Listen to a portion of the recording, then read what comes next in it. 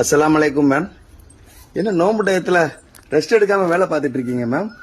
வலைக்கும் சலாம் ரஹ்மத்துல்லாஹி வரகாத்துஹு.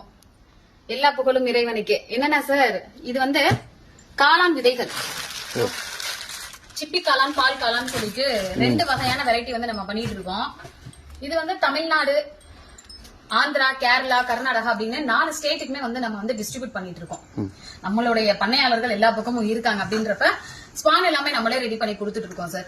அதுக்கான பேட்ச் வந்து இந்த ஒரு 15 நாளைக்கு ஒரு தடவை நம்ம பேட்ச் மாத்திக்கிட்டே இருப்போம்.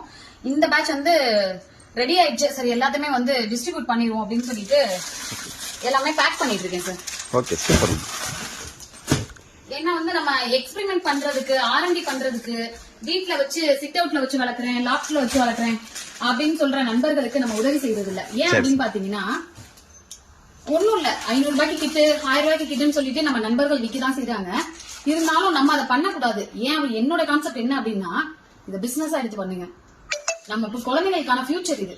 சோ அதனால இதை பிசினஸா எடுத்து பண்ணுங்க. அதை நான் வந்து உங்களுக்கு அழகா சப்போர்ட் பண்றேன். முறையான பயிற்சி, சரியான இன்வெஸ்ட்மெண்ட், தரமான காளான் குடில், இது 3 இருந்தாதான் தொழில்.